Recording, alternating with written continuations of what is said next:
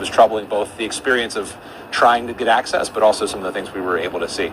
Two, I think, specific examples stand out to me, documents that were potentially, or I think likely unnecessarily redacted, one of which really indicates that, Jeffrey Epstein was challenging the claims of President Trump that he was excluded from Mar-a-Lago or kicked out. And that's a big narrative of President Trump. The other one was some really disturbing reading about someone who overheard President Trump claiming to do some potentially awful things. These are two documents that were redacted. I think that these are documents that deserve to be made available to the public.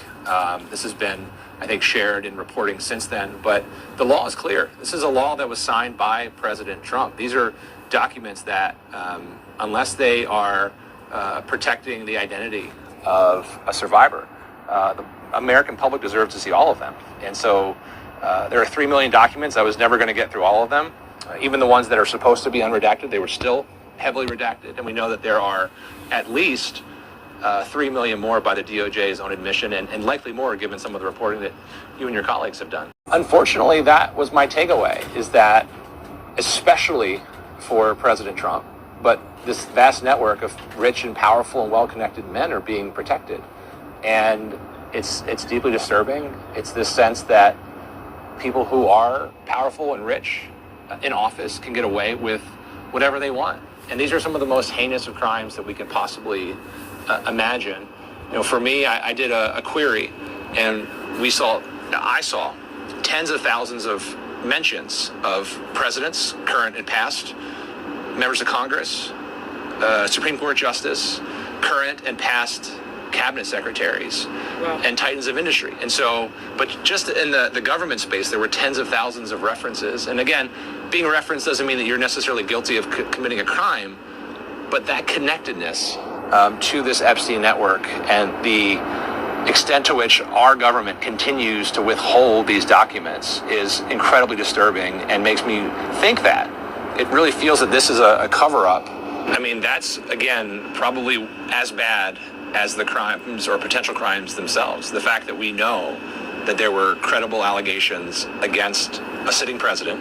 Now, we know these are from the 1980s, I believe, that were then intentionally or unintentionally, but it really gives the appearance that we are protecting the president by holding and pulling back these files. It's deeply disturbing. I think it's wrong. And again, it's against the law that President Trump himself signed.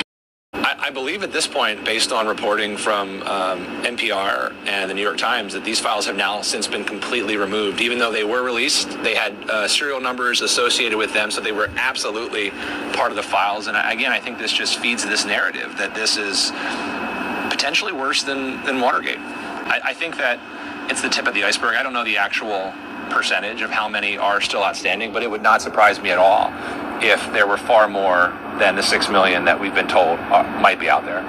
I think the president wants to move on from this issue, but his DOJ is not complying with the law that he himself signed.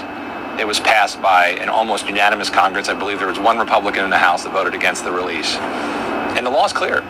All of these files need to be released. The president has not been exonerated. And I believe that people deserve their opportunity to go through due process. But I have to say, the allegations that are both public against the president and a little bit of what I've seen in private is deeply concerning about the extent to which he may have been involved in some of the more illicit activities with Jeffrey Epstein. I did not get into any specific documents, but I will say this: I support accountability regardless of party. And so, I supported efforts to make sure that if the Oversight Committee had the subpoena for the Clintons, that is something that we should be having a conversation about. And so, I actually was glad to see that President Clinton agreed to testify.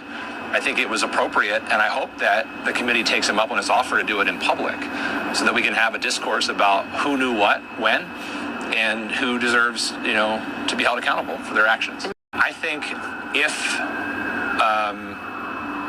the potential crimes and the potential activities that are hinted at are actually chased down and found to be true, it absolutely will bring down this president, as it should bring down any president. think if it's tracked down and found to be true, it will bring down cabinet secretaries, it will bring down a Supreme Court justice, it will bring down members of Congress. And that's how it should be. But again, the extent to which this administration in particular is fighting the release and still redacting makes the cover-up feel almost as bad as the crime itself. Johnny Olszewski, a Channel 4 News interview excerpt